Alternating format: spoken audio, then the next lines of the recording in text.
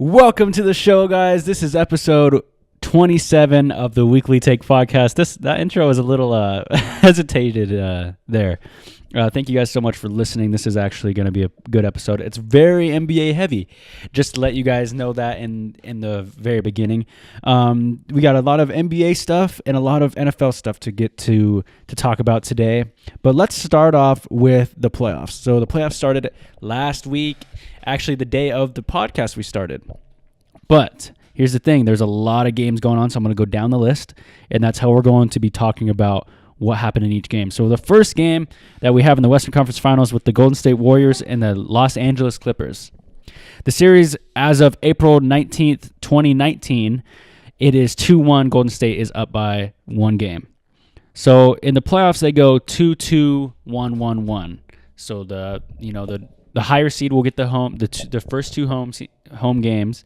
Then the away team gets their two home games, and then it goes one back to the higher seed, one back to theirs. And if there's game 7, it is going to be played at the higher seeds home court. And I like how that goes. I like 2-2, 1-1-1. It just kind of makes everything more even, I feel like. But obviously having those home games, and if you get off to a 2-0 start, that's a way bigger advantage, as if it were 1-1-1, 1-1-1, But so we have Golden State, and to be honest with you, I was surprised the Clippers even won a game. Patrick Beverley was playing great defense on Kevin Durant the first two games. He was getting in his head. But the thing is, and after game 3, I look at Kevin Durant and say he's unguardable. Like, as a player who's 7 feet tall with the wingspan of his wingspan alone, and then you have his athleticism, he's unguardable. You have to hope he's going to miss. That's your defense for Kevin Durant. If anyone says anything different, he could be locked down. Kevin Durant can be limited. That's what Kevin Durant can be. He could be limited, but he can't be shut down. I haven't seen Kevin Durant get shut down in a long time, other than him getting injured or something like that. Other than that, he's going to be arguably one of the best players in the league, if not the best player in the NBA. So, the Clippers are playing all right. They're hanging with them. They're giving them a little bit of a battle. But other than that, Golden State, I think, is still going to win the series. They're probably going to gentleman sweep these guys, go 4-1.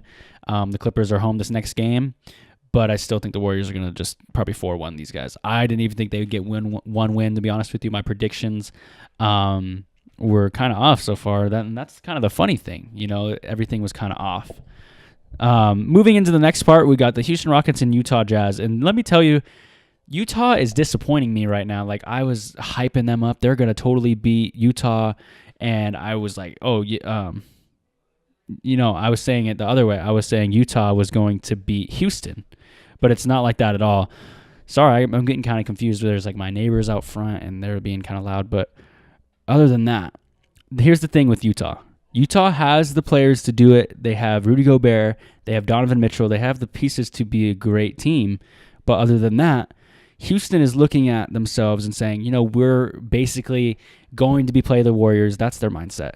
They know they're going to be play these guys because it's just how they're meant to be in the Western Conference Finals, although it cannot be in the finals this year.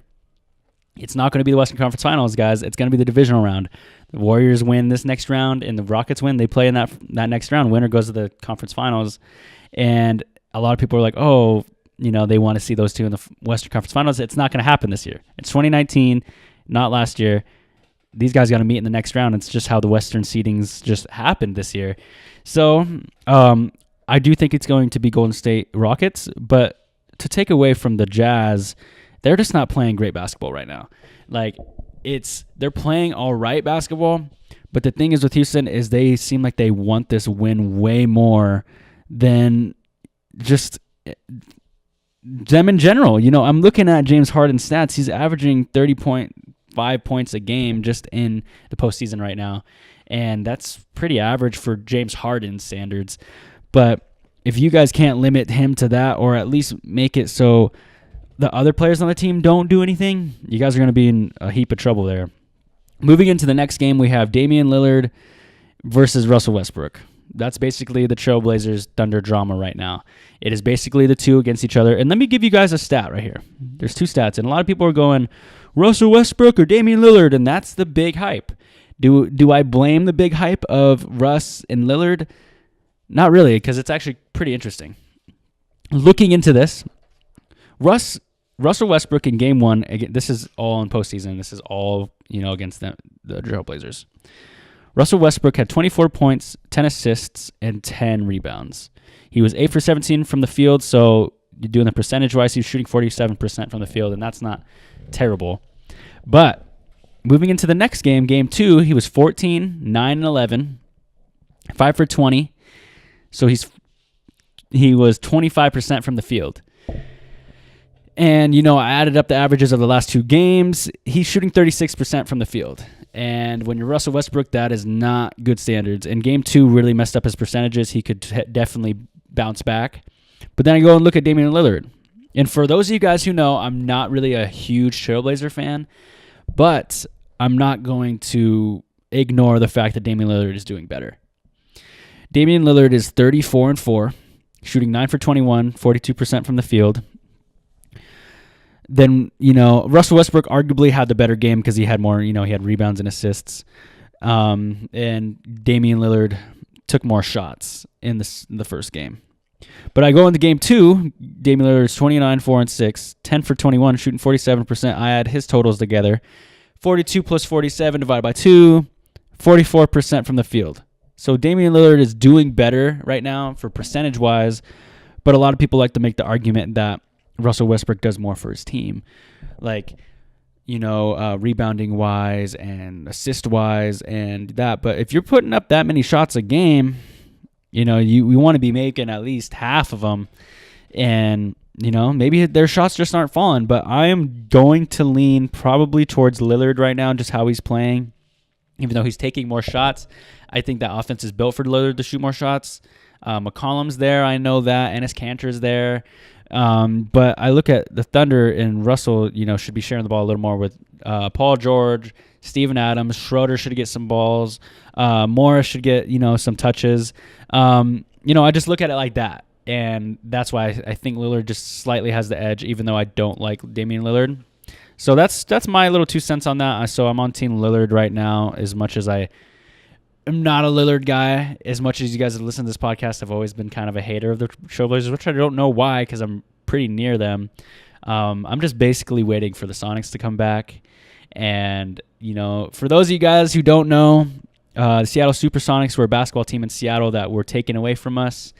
And in like 2008, and ever since then, we've been in this hoopla of who's our favorite team, everyone in Seattle. And, people went the LeBron route. I went the Spurs route. Everyone just goes different routes, and that's just how it goes. But moving on to the next part. And the series that has given me the most goosebumps and the most hair off my chest and everything in general in the NBA. We have the Denver Nuggets Spurs series. And let me tell you, this is a fun series. I knew this was going to be like this in, off the get-go. Denver's they're a 2 seed, I know, and they have some great players. They got great chemistry. Their home crowd's amazing. But I look at it like this, and I'm like, the Spurs are going to give these guys a run. Like, we're built to guard these guys. Like, Jokic and Aldridge match up good against each other. Jamal Murray, DeRozan, that's kind of a good matchup. And then everything else is just kind of up to the bench. And the benches really, really good against each other. I like this series. The games are very great. And a big X factor right now is Derek White. Derek White is tearing it up right now. He hit 36 points last game in Game 3 in San Antonio. Nobody really expected this guy to come out and do this. I've been a Spurs fan for many years now, and I've known about Derek White, but I've not been I knew. Yeah, I totally knew Derek White was going to be good. Yeah, that was not me. I'm sitting there like, oh my God, this guy is getting so into it. He's scoring this many points. I haven't seen someone like this on the Spurs since Kawhi or Duncan or Ginobili or Parker scoring in that way and that explosive. Aldridge has definitely done that, and DeRozan has had those nights. But to see someone who's just coming out of nowhere do that is fucking awesome. I love Derek White right now. I wonder if he could translate this into being a star. He's a great defender. But other than that, DeRozan's playing great too. He's averaging 25, 8, and 4. Aldridge is averaging 19 and 9. It's 25 points for DeRozan, 8 assists, and then 4 rebounds, and then 19 points for Aldridge and 9 rebounds for Aldridge as well. I just want to make sure that you guys know the numbers. But this team is playing great basketball. And don't get me wrong, Murray is doing fantastic. Harris is doing fantastic. Jokic is doing fantastic in Denver. But it's just I feel like sometimes the depth gets in their way a little bit for Denver. I know they're the 2 seed, but they're probably the weakest 2 seed I've seen in a while. And they have holes, but the Spurs are built to expose those holes, you know what I mean? It's like a shape thing, like that shape thing you would get as a kid, and you need the square to fill in the square, and that's exactly what the Spurs are to the Nuggets. Like they're that mold to beat them, and Denver can definitely beat them as well. It could easily go either way, but right now it's really looking like it's going in San Antonio's favor, and they go back to San Antonio for Game 4. Which is on Saturday, 6:30, I believe. Moving into the east side of things, we got the Milwaukee Bucks versus the Detroit Pistons. And here's the thing, this is one of the predictions I got right in a way. Milwaukee's not going to lose a game to the Detroit Pistons, and Detroit's kind of come close there. They were close in some quarters a little bit, but Milwaukee's not losing that. So I don't really want to talk too much on that because Milwaukee's moving on to the next seed. They're already looking at Boston, because I think Boston's going to win too. Moving to that, we have Boston versus the Indiana Pacers. The Pacers could be a little bit different if Victor Oladipo was there, and I know that's a lot of thing people will say for if they're a Pacer fan, but I really do believe that they would be winning the series if Victor Oladipo was there. But that's not what we're talking about. We're talking about the Boston Celtics right now. Boston Celtics are playing very good basketball. Kyrie Irving is playing great, and he's leading them into the playoffs right now, like farther into the playoffs, and I think they're looking at the Bucks already. They're already focused on how are we going to stop Giannis? How are we going to do this? They're not even worried about the Pacers. So, on the other eastern side of things, we've got the 76ers against the Brooklyn Nets, and the Brooklyn Nets ended up winning the first game in Philadelphia, making it 1-0 last week, and I was like, man, all my predictions are basically wrong right now. Like everything that I'm saying, everyone's gonna be like, damn, this weekly take guy, like he's not even really like knows what he's talking about. Brooklyn won their game, Orlando won their game, who else won their game? San Antonio, I did call that one. Oh yeah, I said Utah would win too, but everyone was probably like, just wow, like this guy's kind of wrong. But that's the thing with sports, you're not going to get everything right. That's why Vegas makes so much damn money in sports. Everyone goes there thinking they know what to bet on, and I'm one of those people. I'll go there and like, oh yeah, I could bet some money on the Baltimore Ravens against the highly favored Cowboys the year that they went to the playoffs and lost to the Packers, and I put $50 on the Ravens and we lost. Yeah, and that did not work out in my favor. You think you know sports, and just because I'm on a podcast does not mean I'm any smarter than any of you guys listening. Some of you guys are probably smarter than me. And that's the thing with sports. It's just fun, and it gives that opportunity to win. It gives opportunity to lose, and that's just everything about sports for me. So the 76ers with Joel Embiid, Ben Simmons, Tobias Harris, and Jimmy Butler are barely beating the Brooklyn Nets right now. Last game they had yesterday was a great game for Ben Simmons. Joel Embiid, he's hurt right now. He's not playing his best basketball, but he's still Joel Embiid. He's going to be a great player. It's just Brooklyn was just kind of looks like, again, I know I use this argument a lot. They wanted it more, and that comes down to it.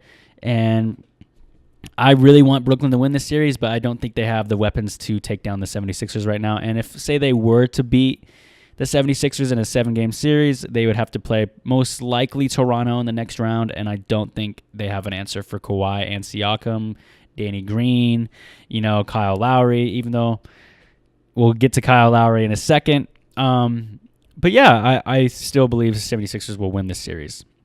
Moving into the next series, we have the Toronto Raptors against the Orlando Magic, and it is split right now.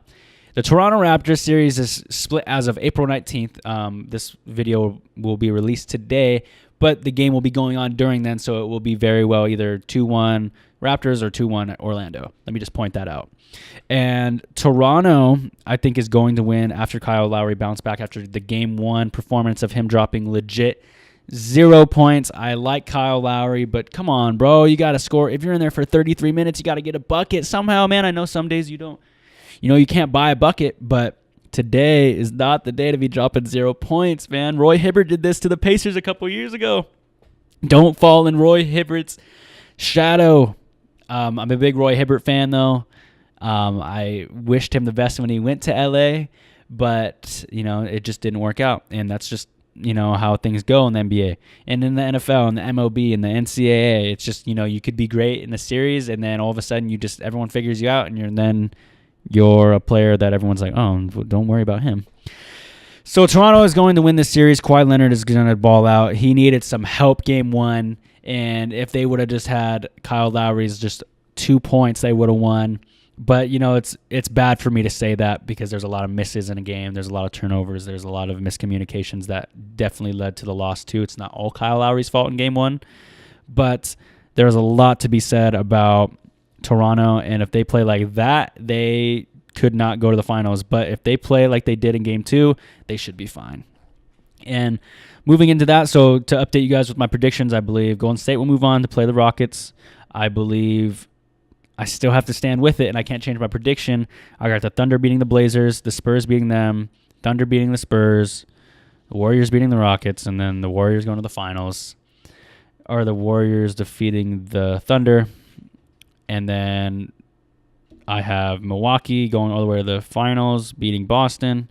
And then I have the Sixers going against the Raptors, and then the Raptors beating them, then the Raptors beating the Bucks. And then we have Golden State, Toronto, and Golden State wins. That is my prediction for those of you who didn't listen to last week's episode. But, right now it's not looking like Oklahoma's even going to get out of this series. They're down 2-0.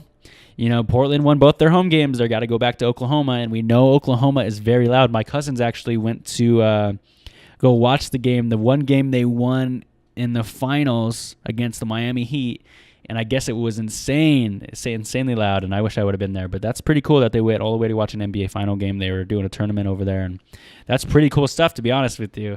It's just the biggest thing that I have about, Golden State did just lose DeMarcus Cousins. Let me remind you, torn quad, and he will be out the rest of the postseason.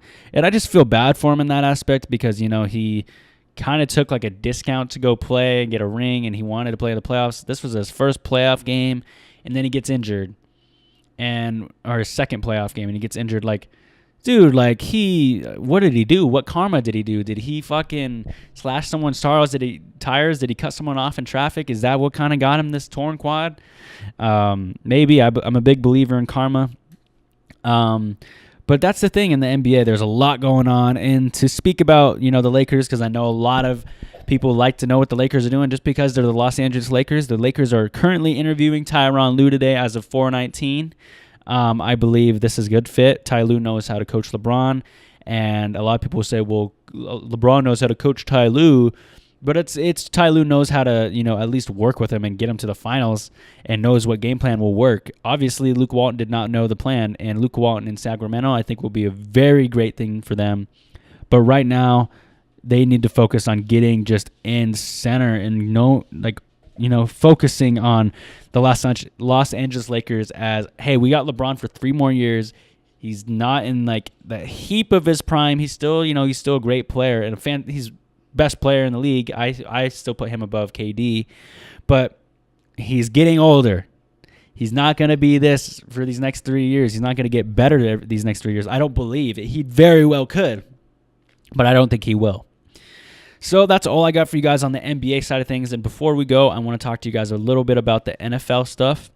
Demaryius Thomas currently is going to the New England Patriots, and Demaryius Thomas, for those of you who don't know, is a tall receiver. It's tall number one, type receiver that can, catch over the top, and he's can run routes very well.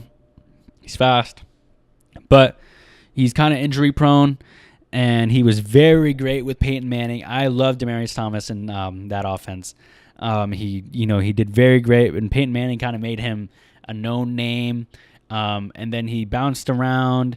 And then he went to Houston for a bit, and, it didn't really work out there. And then he got a DUI, and he got in some trouble. And New England said, hey, we'll give you a chance. And he's just one of those guys you look at, and you're like, man, this guy would not be good on any other team. But New England is going to know how to use him, and he's going to get a couple touchdowns. And he could be a good fantasy pickup maybe, if you're in a 12-man league. he could get you some definite, maybe 4-point games here and there, maybe a 10-point. Throw Demaryius Thomas in there if you're in a big league, and then give me a shout out there if Demaryius Thomas, helps you out there. Jets play the Steelers December 22nd. This is going to be great. Le'Veon Bell is going to be, he's going to want to prove himself to the Steelers, like, fuck you guys. You guys fucking did me wrong, blah, blah, blah. And it's going to be cool to see them. And they're going to be in their new uniforms, and it's going to be nearing the playoff time, December 22nd, towards, almost week 14, I believe, week 15. It's going to be a good game. And here's another... this is on Bleacher Report. I get most of my sports news from ESPN, Bleacher Report, NFL.com, and Instagram too. I actually do get some, I follow some other podcasts who tweet like NFL stuff. But here's the thing. This frustrated me because I just laughed. Actually, it was just funny. The Bleacher Report comes out and says he's got the chance to be the next Patrick Mahomes. And he was talking about Jimmy Garoppolo. Man, I was just astonished at this writing. How could you compare Jimmy Garoppolo to Patrick Mahomes right now? And I'm not a big Patrick Mahomes guy, but I can give credit where it's due. He's doing fantastic.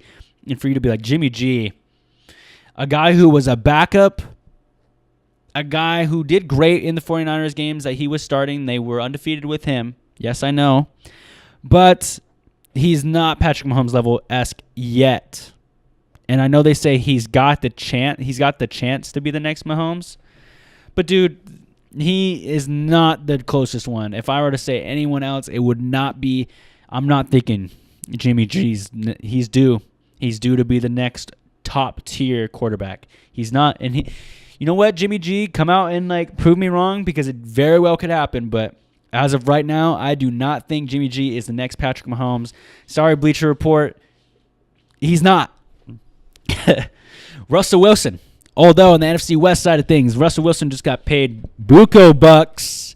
4 years, $140 million, $70 million guaranteed. $107 million through 2021. It's 2019 right now. He's going to be getting that much money. No trade clause, so they can't trade him. This is fucking hella money. But dude, okay, here's the thing. I would pay Russell Wilson 100%. There is no doubt I would not pay this guy. He's the best Seahawk ever. And if someone comes at me and says, "Oh, well, what about fucking nah."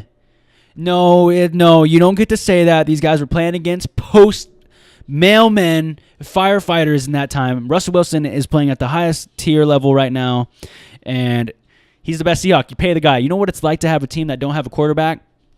Ask Arizona. Ask Tampa Bay. Ask Washington. Am I talking about Washington, Arizona, or any of those teams right now other than possibly lottery picks? I'm not. You pay your quarterback, and you don't ever regret it. I don't care how old they are. If they're Russell Wilson-esque, you pay them the money, and you deal with it. Aaron Rodgers, Green Bay, they're like, all right, we'll pay for it. As much as we don't want to pay you that much money, it's going to fucking hurt us. We have to pay you because, you let Aaron Rodgers walk away. You don't have a team. But here's another argument. I have to look at both sides. People go, well, you need a rookie QB to win the Super Bowl, and that is the formula. You get the rookie quarterback, you don't got to pay him, and then you address your defense and everything else. And there's also another way of doing it where you pay your quarterback, and then you get a whole bunch of good rookies, and then do that way. And I get it. I get that statistics show that that's the better route to go, but right now, there's not a lot of good quarterbacks roaming around. Pay the guy, work from there. Because if you don't have Russell Wilson, you're definitely not going to be in playoff contention. Russell Wilson is a guaranteed 8 wins a year just by himself, I believe. And that could be very wrong next year. But you do not fucking underestimate this guy. This guy is a baller. Pay the man. I'm glad for him and his family. Seattle's going to be, all right next year. If Russell Wilson's on the team, they're going to be fine.